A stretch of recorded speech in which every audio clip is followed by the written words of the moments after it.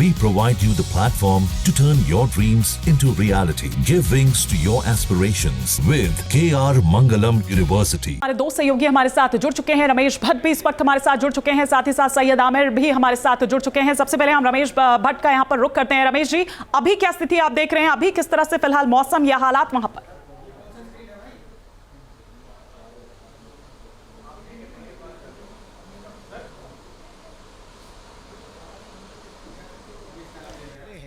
अभी हम 70 किलोमीटर उत्तरकाशी से दूर हैं और ये जगह है भालगांव।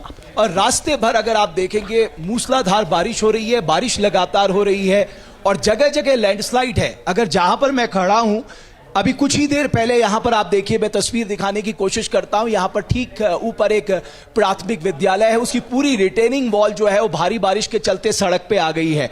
तो सड़क अगर आप देखेंगे आपको बहुत बमुश्किल सड़क नजर आएगी। उसके ठीक नीचे रिहायशी इलाके हैं, मतलब लोगों के रहने के घर हैं, उन्हें वहां से खाली करा लिया गया है ताकि जान माल का कोई नुकसान ना हो।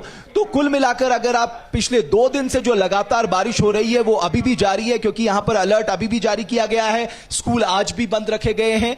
लोकल लोग बहुत हताश हैं, बहुत निराश हैं, क्योंकि ये डरावनी बारिश है एक तरह से, और जिस तरह के नुकसान इस बारिश के चलते हो रहे हैं उसने उनके मन में एक भय पैदा कर दिया है।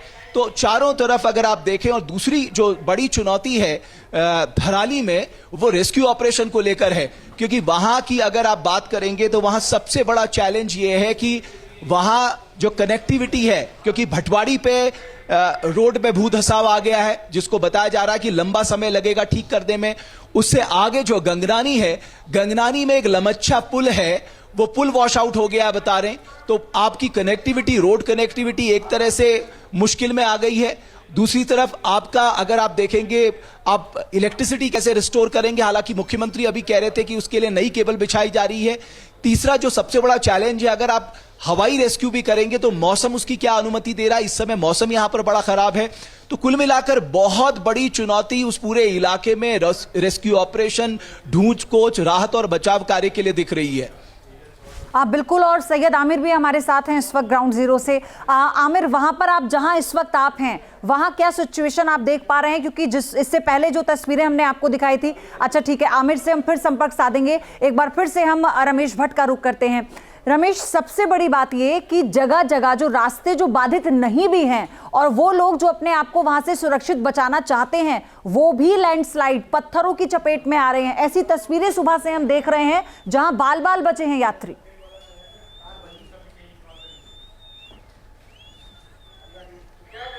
बिल्कुल, क्योंकि पहाड़ की जो डेमोग्राफी है ना, उसको हमें थोड़ा सा समझना पड़ेगा कि जरा सी बारिश यहां भूधसाव को जन्म दे देती है। जरा सी बारिश जो है, जो कच्चे पहाड़ हैं वो एक साथ नीचे आ जाते हैं। कई जो पेड़ हैं, खासकर चीड़ के पेड़, अभी जब हम रास्ते में आ रहे थे तो कई पेड़ ऐसे थे, उन्हें हटाने में घंटों लग गए। तो इस तरह से यहां पहाड़ में सबसे बड़ी चुनौती यही होती है। हम कहते तो हैं कि मानसून की बारिश जो है वो राहत लेके आएगी, लेकिन पहाड़ में जो बारिश होती है वो राहत कम, आफत ज्यादा लेके आती है।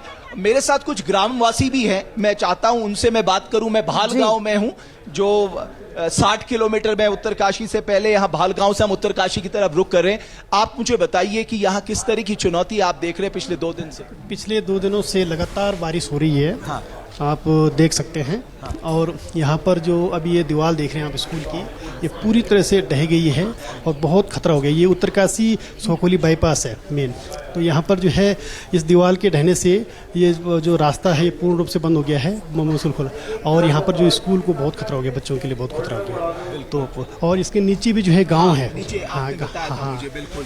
तो एक तरह ये स्कूल, हालांकि स्कूल बंद किए गए हैं। आप देखिए स्कूल की पूरी जो रिटेनिंग वॉल है वो सड़क पे आ गई है।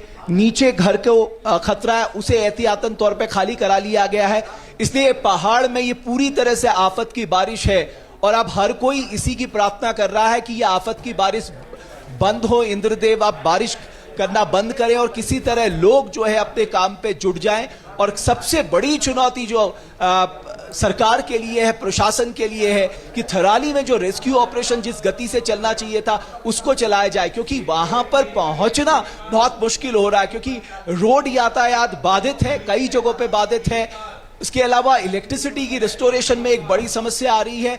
अब आपके पास केवल एक विकल्प बचता है, वो है हवाई रेस्क्यू का, लेकिन वो भी मौसम अनुमति देते नहीं दिखाई दे रहा है। आपने बिल्कुल ठीक कहा रमेश जी, और साथ ही साथ आपने वो चुनौतियां तमाम यहां पर गिनवा दी। ये ठीक है कि प्राथमिकता ये है कि रेस्क्यू ऑपरेशन जल्द से जल्द वहां पर किया जाए, सिचुएशन जो है उसको जल्द से जल्द कंट्रोल किया जाए। लेकिन कल भी रमेश जी हमारा बात कर रहे थे कि किस तरह से दरअसल ये पहाड़ और प्रकृति जो है वो एक मैसेज यहां पर दे रही है कि उसके साथ खिलवाड़ ना किया जाए, विकास के नाम पर यह विनाश को बुलावा ना दिया जाए।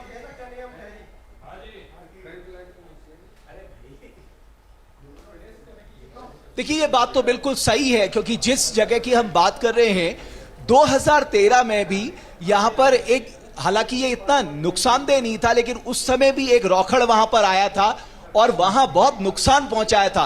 आज ही मैं यहां के एक जाने माने वैज्ञानिक है, जब उनसे मैं बात कर रहा था, उनका भी यही कहना था कि देखिए हमें सोचना होगा, और कम से कम 2013 में जब केदारनाथ आपदा आई थी उसके बाद हमारे लिए भी ये रेड अलर्ट था कि हमें किस तरह के कंस्ट्रक्शन करने हैं, किन इलाकों में हमें रिहाइश बनानी है, इन सब पे हमें रिविजिट करना होगा, अपने पॉलिसी मेकर्स को सोचना होगा ताकि आने वाले समय में नुकसान ना हो। लेकिन आप देखिए ना, 2013 के बाद हमारा रैणी आपदा हो गई, रैणी के बाद ये धराली का पूरा आपदा हो गया, उसके बाद भी हमारे लिए आने वाले समय में देखिए पहाड़ के लिए सबसे बड़ा चैलेंज क्या है, 71% हमारी फॉरेस्ट लैंड है। जोशीमठ में लैंड सब्सिडियंस हुआ, भू धसा हुआ। आप सोचिए हमारे पास रिहैबिलिटेट के लिए हम नई जगह चिन्हित नहीं कर पा रहे, क्योंकि ज्यादातर इलाका हमारे फॉरेस्ट में आता है।